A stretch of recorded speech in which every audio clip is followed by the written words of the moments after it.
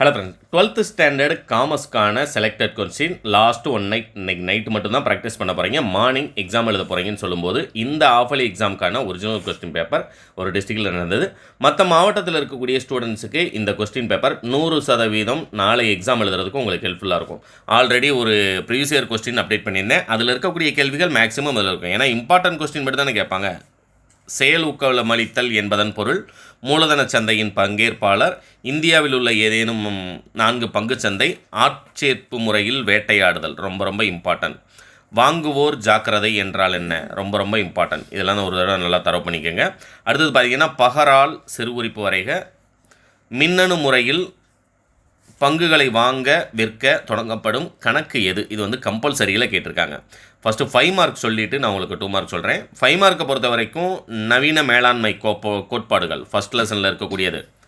பல வகையான நிறும கூட்டங்களை நிலவுக, வேறுபடுத்துக கொஸ்டின் 9 படிங்க. நீங்கள் செப்பரேட்டாகவே உங்களை 2லேருந்து 3 கொஸ்டின் அட்டன் பண்ணலான்னு சொல்லியிருந்தேன். முதல் நிலை சந்தை, 2ஆம் நிலை சந்தை கேட்டிருக்காங்களா? பங்குகளுக்கும் கடனீட்டு பத்திரங்களுக்கும் இடையே உள்ள வேறுபாடு கேட்டிருக்காங்களா? அடுத்தது பார்த்தீங்கன்னா அப்படின்னம்னா செபியினுடைய அதிகாரங்கள் கொடுத்துருந்தேன் இம்பார்ட்டனில், அதுவும் கொடுத்துருக்காங்க. காசோலையினுடைய இயல்புகள் இம்பார்ட்டனில் கொடுத்துருந்தேன், அதுவும் கொடுத்துருக்காங்க. வேறுபாடு கொஸ்டினே அடுத்தது. பணவழி பயிற்சிக்கும் பணவழியற்ற பயிற்சிக்கும் இடையே உள்ள வேறுபாடு கொஸ்டின் உங்களுடைய புக்கில் 9 இருக்குது.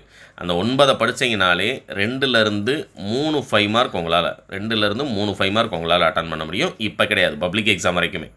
அடுத்தது பார்த்தீங்கன்னா எல்பிஜியினுடைய சிறப்பம்சங்கள் லாஸ்ட் இயர் நமக்கு இதுக்கு முன்னால் நடந்த 2 எக்ஸாம்லையுமே அந்த எல்பிஜி கொஸ்டின் உங்களுக்கு கேட்டிருப்பாங்க. அதை தரவு பண்ணிக்கோங்க. அடுத்தது பார்த்தீங்கன்னா நுகர்வோர் எவ்வாறு சுரண்டப்படுகின்றனர், இது லாஸ்ட்டாக இருக்கக்கூடிய இம்பார்ட்டன்ட் கொஸ்டின். இதில் இருக்கக்கூடிய 10ஐயுமே படிச்சிருங்க. கன்ஃபார்மாக நீங்கள் 5லேருந்து 6 5 மார்க் கொஸ்டின் உங்களால் அட்டன் பண்ண முடியும். இது பிடிஎஃப் டவுன்லோட் லிங்க் டிஸ்கிரிப்ஷனில் கொடுக்குறேன். அடுத்ததாக 3 மார்க் கொஸ்டினை பொறுத்த வரைக்கும் மேலாண்மை நிர்வாகத்திலிருந்து வேறுபடுத்துக, மூலச்சந்தையில் பல்வேறு வகைகள் என்ன விளக்குக, காலத்தின் அடிப்படையில் சந்தையினை எவ்வாறு வகைப்படுத்தலாம், மாற்றுச்சீட்டின் சிறப்பு இயல்புகள், ஸ்டம் ஜம் சீடு, இது மோஸ்ட் இம்பார்ட்டன்ட். இது ஒரு தடவை நல்லா தரவு பண்ணிக்கோங்க.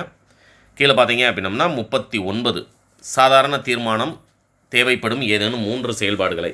இதை மட்டும் இது வரைக்கும் நான் படிக்கவே இல்லை சார், மார்னிங் தான் எக்ஸாமில் வரேன். நிறைய ஸ்டூடெண்ட்ஸ் அந்த மாதிரி இருக்கிறீங்க. பட் இந்த ஒரு கொஸ்டின் பேப்பர் போதும், நீங்கள் தாராளமாக நல்ல மார்க், பாஸ் மார்க் கிடையாது, நல்ல மார்க்கே ஸ்கோர் பண்ணலாம். இதை டவுன்லோட் லிங்க் டிஸ்கிரிப்ஷனில் கொடுக்குறேன்.